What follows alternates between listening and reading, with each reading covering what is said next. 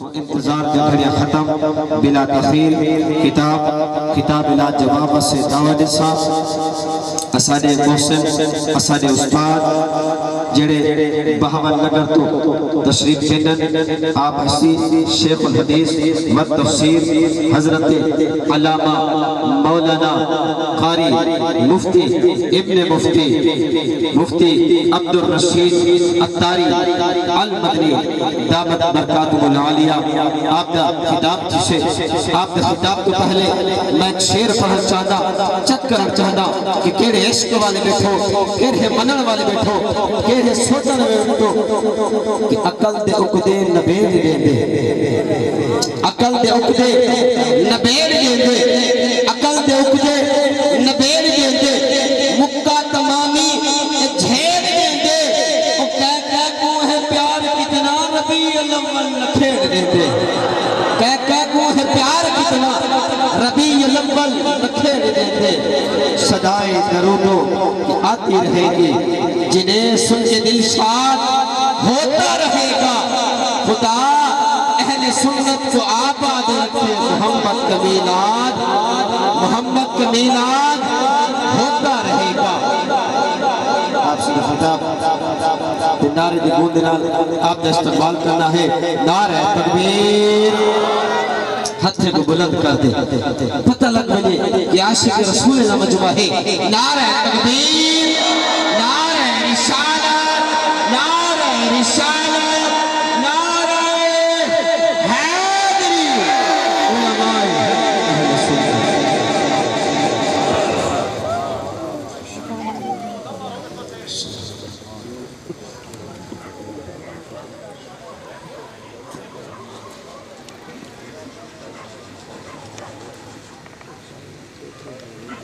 نحمده ونصلي ونسلم على رسوله الكريم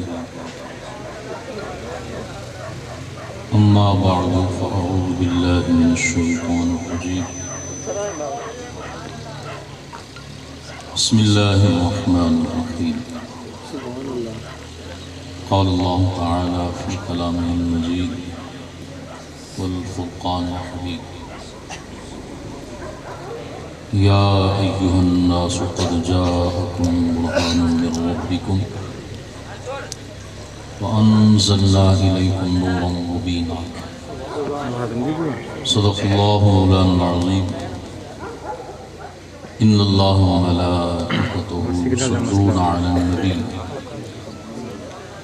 يا أيها الذين آمنوا صلوا عليه وسلموا تسليما درود و سلام پڑھیے الصلاة والسلام علیکہ یا سیدی یا رسول اللہ بآواز بلند پڑھیے الصلاة والسلام علیکہ یا حبیب اللہ الصلاة والسلام علیکہ یا رحمت للعالمین وعلى آلک واصحابک یا خاتم النبیین مولا صلی وسلم دائما ابدا علی حبیبک خیر الخلق کلہم هو الحبیب الذی ترجا شفاعته یہ وہ حبیب ہیں جن کی شفاعت کی امید کی جاتی ہے هو الحبیب الذی ترجا شفاعته کس وقت لکل ہول من الاحوال قیامت کی ہولناکیوں میں محمد سید الکونین والثقلین تمام جن و انسانوں کے سردار محمد سید الکونین والثقلین والفریقین من عرب و من عجم اجمی ہوں یا عربی ہوں سب کے سردار ثم الرضا عن ابی بکر وعن عمر وعن علی وعن عثمان ذی الکرمی ہاتھ اٹھا کے دعا کر لیں یا رب بالمصطفیٰ بلغ مقاصدنا جو مقصد لے کر آئے اس کو ذہن میں لائیں تصور میں لائیں اور ذکر مصطفیٰ کے صدقے سے یہ دعا کریں امام بصیری کی کہ جو مقاصد ہم لے کر آئے ہیں اللہ پورے فرما دے یا رب بالمصطفیٰ بلغ مقاصدنا واغفر لنا ما مضى یا واسع الکرم آمین یا رب العالمین حمد و صلاۃ کے بعد آپ تمام عاشقان رسول کا شکریہ ادا کرتا ہوں، بالخصوص جو بانیان محفل ہیں، بانیان مجلس ہیں، جنہوں نے اس خوبصورت محفل کو سجایا ہے اور آپ کو اس میں آنے کا موقع دیا ہے۔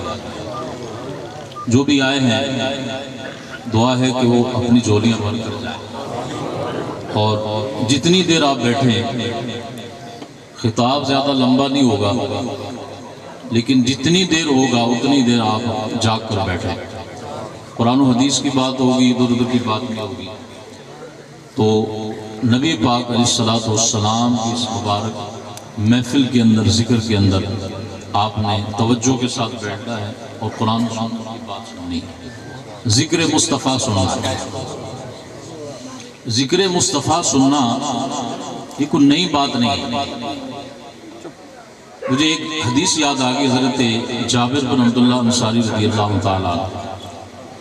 یہ یزید الفقیر، یہ راوی ہیں سیاستہ کے، ان کے راویوں میں ان کا نام آتا ہے۔ یہ پہلے خارجی تھے، خارجی ایک فرقہ گزرا ہے جس کی آج بھی شکل موجود ہے، ان کو نجدی کہتے ہیں، پرانا نام ان کا خارجی ہے۔ تو یہ یزید الفقیر جو ہیں، یہ خارجیوں کی صحبت کی وجہ سے خارجی ہو گئے، عقیدہ خراب ہو گیا۔ نبی پاک علیہ السلام کے بارے میں جیسے آج لوگ باتیں کرتے ہیں تو کہتے ہیں کہ میں بھی ایسے کرنے لگا، کیونکہ صحبت ایسے لوگوں کی مل گئی۔ ایک دن میں مدینہ شریف حاضر ہوا اور مسجد نبوی شریف میں میرا داخلہ ہوا۔ مسجد نبوی شریف میں حاضر ہوا تو میں نے صحابی رسول حضرت جابر بن عبداللہ کو حضور کے فضائل بیان کرتے ہوئے سنا۔ مسجد کے ایک کونے میں ستون پر آپ بیٹھے ہیں، آپ کے سامنے بہت بڑا مجمع ہے، اس مجمع سے صحابی رسول خطاب کر رہے ہیں، اور موضوع کیا ہے؟ ذکر مصطفیٰ۔ ذکر مصطفیٰ موضوع ہے، حضور کے معجزات بیان کیے جا رہے ہیں، حضور کا ذکر ہو رہا ہے۔ میں نے دل میں یہ سوچا کہ کیا خارجی اچھے ہیں یا صحابی اچھے ہیں؟ جب اللہ توفیق دے نا، ہدایت، تو پھر بہانہ بنتا ہے، اللہ تعالیٰ اس کو بہانہ بنا دیتا ہے۔ تاکہ ہمارے استادوں نے تو ہمیں حضور کے بارے میں معاذ اللہ یہ چیزیں بتائی ہیں، اور یہ صحابی رسول ہیں، رسول اللہ کی صحبت میں بیٹھنے والے ہیں، یہ کیسے غلط ہو سکتے ہیں؟ یہ مسجد نبوی میں حضور کے سامنے بیٹھ کر حضور کا ذکر خیر کر رہے ہیں، یہ کیسے غلط ہو سکتے ہیں؟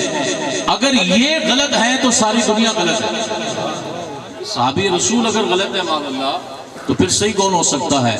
کہتے ہیں بس دل پر چوٹ لگی اور میں نے خارجیوں سے اپنا ناطہ توڑ دیا اور صحابی رسول کی بارگاہ میں آ کے توبہ کر لی، اور عشق مصطفیٰ کا جو قلادہ ہے وہ اپنی گردن کے اندر پہن لیا۔ تو یہ ذکر مصطفیٰ کرنا یہ کوئی نئی بات نہیں ہے، یہ صحابہ کرام بھی کیا کرتے ہیں۔ اگرچہ انداز بدل گیا ہے، وہ میک میں نہیں تھا، وہ سٹیج پر نہیں تھا، وہ یوں ساؤنڈ لگا کر نہیں تھا، لیکن زمانے کے لحاظ سے چیزیں بدل جاتی ہیں، انداز بدل گیا ہے، لیکن موضوع وہی ہے، بات وہی ہے۔ بات کل بھی ان کی تھی، بات آج بھی ان کی ہے، اور کل قیامت میں بھی بات انہی کی ہوگی۔ اس لیے ذکر مصطفیٰ کرنا صحابہ کی سنت، اور حضور اپنا ذکر خود سنتے تھے، یہ آقا کی سنت۔ اس لیے آپ جو سنت ادا کر رہے ہیں وہ کون سی سنت ادا کر رہے ہیں؟ حضور کی سنت ادا کر رہے ہیں کہ نبی پاک صلی اللہ تعالیٰ علیہ وسلم اپنا ذکر مبارک حضرت حسان بن ثابت کی زبان سے سنا کرتے تھے، اور دعا دیا کرتے تھے، اللہم ایدہ بروح القدس، اے اللہ یہ حسان کی روح قدس کے ذریعے سے مدد فرما۔ اس حدیث پر کبھی غور کیا ہے؟ چلو آج میں اس کا نقطہ بتا دوں۔ حضور علیہ السلام نے حضرت حسان کو یہ دعا کیوں دی؟ اور بھی کوئی دعا دے سکتے ہیں؟ یہ کیوں کہا کہ یا اللہ حسان کی مدد فرما؟ کس کے ذریعے؟ روح قدس کے ذریعے۔ کیوں نقطہ کیا ہے اس میں؟ یہ دعا دینے کی وجہ کیا ہے؟ شارحین نے لکھا کہ جو کام حضرت حسان بن ثابت کر رہے تھے وہی کام حضرت جبریل کرتے تھے۔ جبریل کیا کرتے تھے؟ قرآن لے کر آتے تھے، اور قرآن کے اندر کیا ہے؟ ذکر مصطفیٰ ہے، عظمت مصطفیٰ ہے، رفعت بلندی ذکر مصطفیٰ ہے۔ وہ حضور کی شان اور عظمت کی آیتیں لے کر آتے تھے اور آ کر سناتے تھے کس کو؟ حضور کی بارگاہ۔ گویا کہ دونوں میں قدر مشترک کیا ہے؟ دونوں کے اندر وجہ مشترک کیا ہے؟ یہ ہے کہ ذکر مصطفیٰ کرنا۔ جبریل بھی وہی کام کر رہے ہیں، حضرت حسان بن ثابت بھی وہی کام کر رہے ہیں، اس لیے حضور نے یہ دعا دی کہ یا اللہ ان کو جبریل کی مدد عطا فرما۔ خیر موضوع کہیں اور چلا جائے گا، تو جتنی دیر بیٹھیں آپ توجہ کے ساتھ بیٹھیں اور ذکر مصطفیٰ صلی اللہ تعالی علیہ وسلم سنیں۔ بیان سے پہلے بطور تمہید میں آپ کو ایک بات سمجھانا چاہتا ہوں۔ جو اردو تو سمجھتے ہیں، اب تو اردو سمجھنا مشکل نہیں ہے، بہت ساری چیزیں اردو کے اندر ہیں، وہ ساری ہمیں سمجھ آتی ہیں۔ لوگ کہتے ہیں کہ بیان سمجھ نہیں آتا اردو میں، فلمیں سمجھ آتی ہیں، ڈرامے سمجھ آتے ہیں، گانے سمجھ آتے ہیں، ہر چیز سمجھ آتی ہے، لیکن بیان کہتے ہیں سمجھ نہیں آیا کہ اردو بول رہے تھے۔ بھی اردو بول رہے ہیں یا پنجابی بول رہے ہیں یا سریکی بول رہے ہیں؟ سریکی تو مجھے آتی نہیں، تو پنجابی آتی ہے، تو میں پنجابی ہوں۔ تو آپ کا ذوق دوالا کرنے کے لیے میں کچھ پنجابی کے جملے بھی بولوں گا، سمجھا رہی ہے؟ پنجابی سمجھیں گے نا؟ ہاں۔ تو بات یہ ہے کہ جو دلیل ہوتی ہے نا، ایک ہوتا ہے دعویٰ، ایک ہوتی ہے دلیل، اس دعوے کی دلیل۔ بات سمجھ آ رہی ہے؟ گل سمجھ آ رہی ہے؟ پہلا ہے دعویٰ، دوسری چیز ہے دلیل۔ جیسا مقدمہ ویسا دعویٰ، جیسا دعویٰ ویسی دلیل۔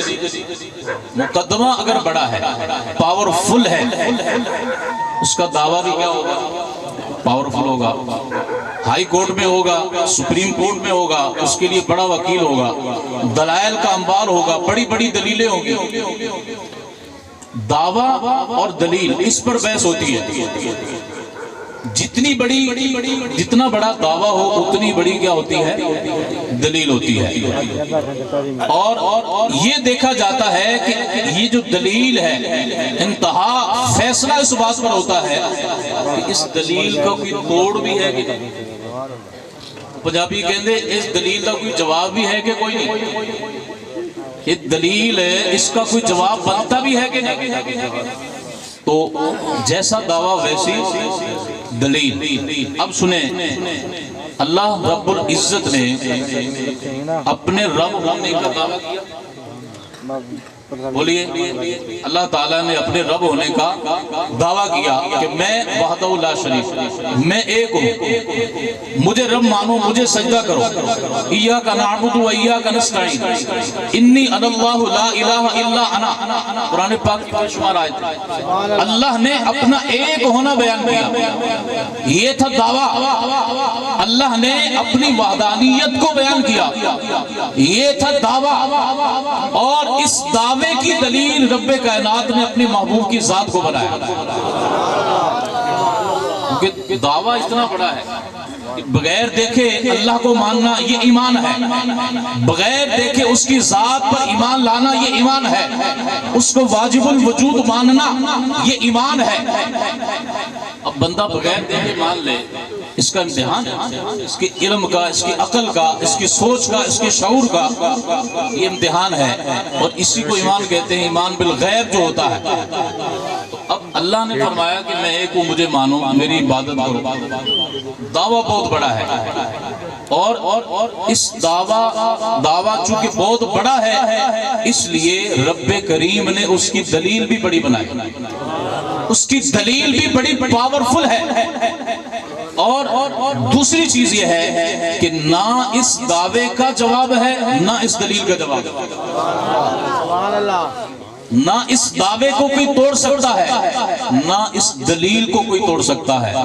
اس لیے جو آیت کریمہ میں نے پڑھی ہے، اللہ نے ارشاد فرمایا یا ایھا الناس قد جاءکم برہان من ربکم، سبحان اللہ، اے لوگو تمہارے رب کی طرف سے برہان آ گئی۔ برہان کا معنی آگے چل کے میں بیان کروں گا۔ برہان کیسی دلیل کو کہتے ہیں؟ اللہ نے فرمایا تمہارے پاس کیا آ گئی؟ تمہارے رب کی طرف سے دلیل آ گئی، برہان آ گئی۔ وَأَنزَلْنَا إِلَيْكُمْ نُورًا مُبِينًا، اور ہم نے تمہیں ایک روشن نور دیا، ایک روشن نور ہم نے تمہاری طرف اتارا ہے، جو کہ قرآن مجید ہے، کلام مجید ہے۔ تو یہاں اللہ تعالیٰ نے برہان سے جو مراد ہے، تمام مفسرین یہ فرماتے ہیں کہ اس برہان سے مراد ذات پاک مصطفیٰ ہے۔ راضی سے لے کر تمام مفسرین یہ اجماعی یہ تبصرہ ہے، ان کا اجماعی یہ تفسیر ہے، متفق علیہ ہے۔ فرمایا کہ یہاں برہان سے مراد ذات پاک مصطفیٰ ہے۔ اللہ نے دعویٰ فرمایا کہ میں ایک ہوں، اور اس کی دلیل بنا کر اللہ نے محبوب کو دنیا کے اندر بھیجا۔ مطلب کیا ہے؟ مطلب یہ ہے کہ اگر ہماری شان سمجھنی ہے تو میرے محبوب کو دیکھو۔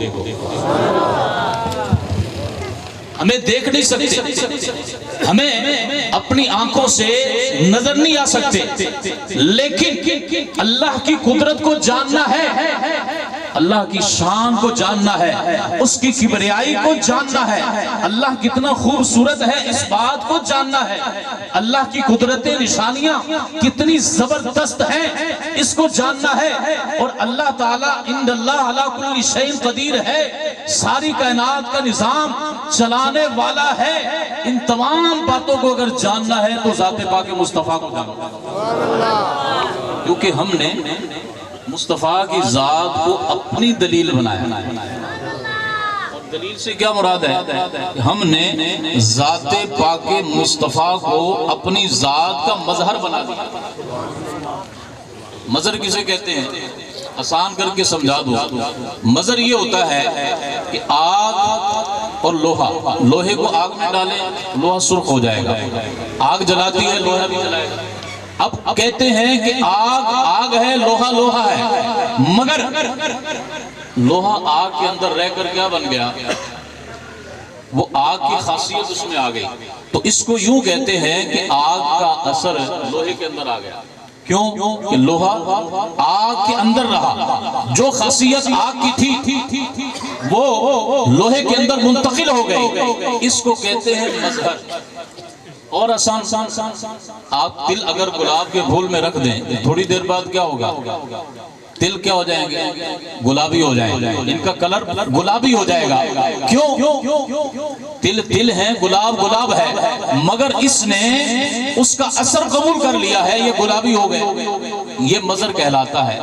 تو اللہ نے ارشاد یہ فرمایا کہ ہم نے اپنے مصطفیٰ کو اپنی ذات کا مظہر بنایا، ہر اعتبار سے مظہر بنایا۔ ہماری شان تمہیں سمجھ نہیں آ سکتی، تمہاری عقلوں میں نہیں آ سکتی، ہاں ایک صورت میں آ سکتی ہے کہ مصطفیٰ کی شان دیکھیں، کہ جب مصطفیٰ کی یہ شان ہے، جب آقا کی یہ شان ہے، مخلوق کی یہ شان ہے کہ اللہ نے ان کو اتنا باعظمت بنایا ہے، تو بنانے والے کی کیا شان؟ اس لیے کیا فرمایا؟ یا ایھا الناس قد جاءکم برہان من ربکم۔ امام اہل سنت کے برادر محترم مولانا حسن رضا خان رحمۃ اللہ تعالی علیہ اسی بات کو ایک شعر کی شکل میں پیش کرتے ہیں، اور کیا ہی خوبصورت انہوں نے آیت کی ترجمانی کی ہے کہ اللہ نے اپنے محبوب کی ذات کو اپنا مظہر بنایا ہے۔ کیا مصطفیٰ خدا ہو گئے یا خدا مصطفیٰ ہو گیا؟ نہیں، آپ سمجھا رہے ہیں، سمجھاتے ہوئے آپ فرماتے ہیں کہ تم ذات خدا سے نہ جدا ہو نہ خدا ہو۔ سمجھے؟ تم ذات خدا سے نہ جدا ہو نہ خدا ہو، پھر کیا ہو؟ اللہ کو معلوم ہے کیا جانیے کیا، نہیں سمجھ آئی؟ ہم یہ بھی نہیں کہتے کہ خدا مصطفیٰ ہے کہ وہ خالق ہے، یہ مخلوق ہے، وہ رازق ہے، یہ مرزوق ہے، وہ پیدا کرنے والا ہے، یہ پیدا ہونے والے ہیں، وہ بنانے والا ہے، الہ ہے، وہ آقا ہے، یہ بندے ہیں، لیکن اس کے باوجود ذکر دونوں کا جدا نہیں ہے، ذکر دونوں کا جدا نہیں ہے، ذکر ایک ہی ہے۔ اس لیے اللہ نے ہر اعتبار سے ذات پاک مصطفیٰ کو اپنی ذات کی دلیل بنایا، یہ جدا نہیں ہے۔ اس لیے کیا فرمایا؟ اللہ کو معلوم ہے کیا جانیے کیا ہو، خدا کہتے نہیں بنتی، جدا کہتے نہیں بنتی، خدا پر اس کو چھوڑا ہے وہی جانے کہ کیا تم ہو۔ اس لیے اللہ نے اپنے محبوب کی ذات کو کیا بنایا ہے؟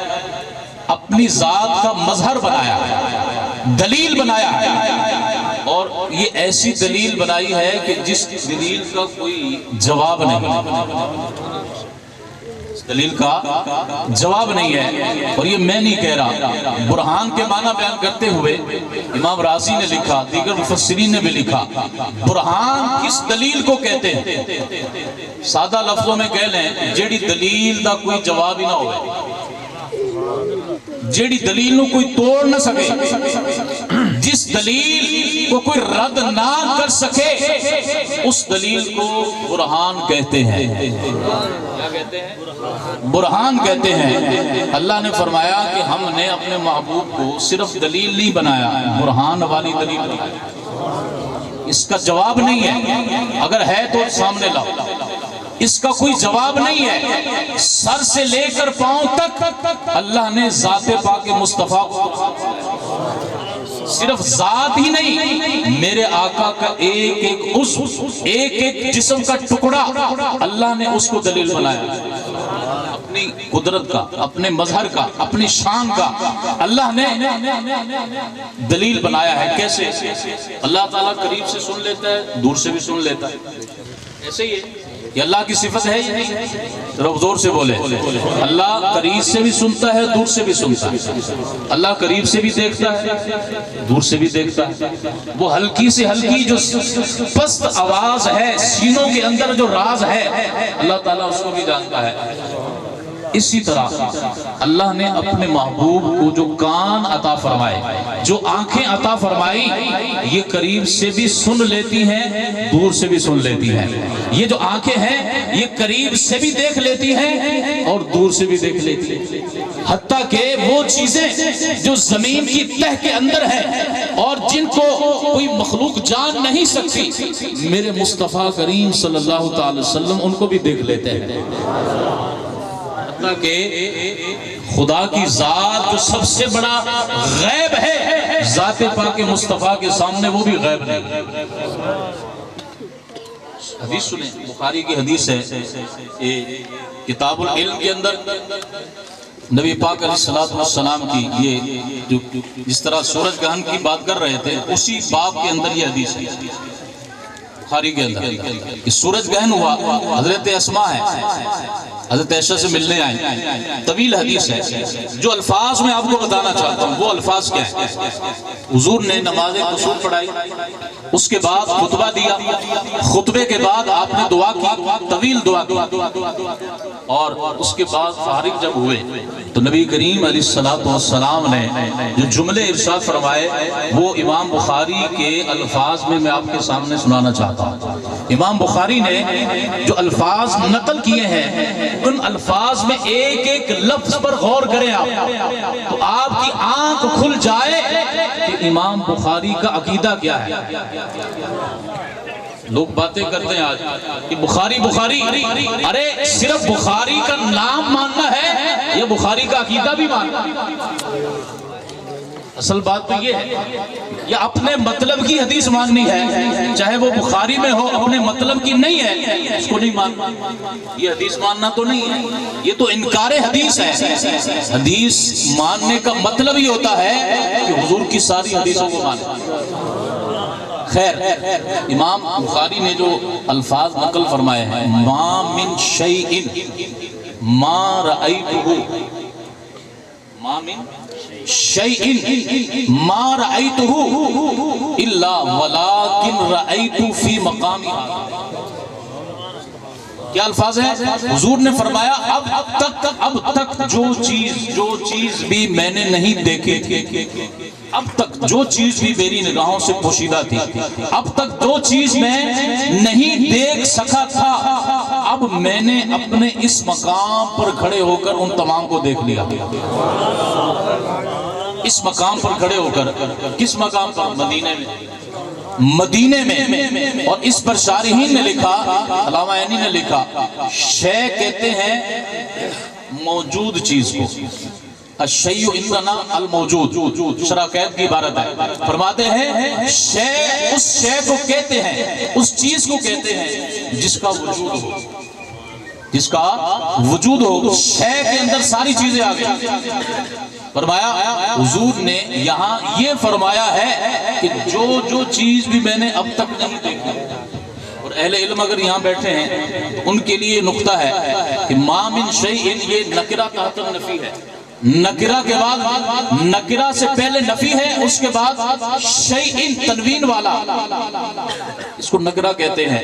یہ عموم کا فائدہ دیتا ہے۔ اس کا مطلب یہ ہوا کہ جو چیز اب تک میں نہیں دیکھ سکا تھا، میرے رب نے اس مقام پر وہ ساری چیزیں مجھے دکھا دی۔ علامہ عینی نے لکھا، کیا لکھا؟ آپ فرماتے ہیں اس موجود کے اندر ذات خدا بھی ہے، کہ اللہ کیا ہے؟ واجب الوجود، اس کا وجود ماننا ضروری ہے۔ اس شے کے اندر اللہ بھی ہے، اس کی ذات بھی ہے، تو پتہ چلا کہ اللہ کی ذات بھی حضور کی نظروں سے اوجھل نہیں ہے۔ اعلیٰ حضرت امام علیہ سنت نے لکھا، آپ نے فرمایا اور کوئی غیب کیا تم سے نہاں ہو بنا،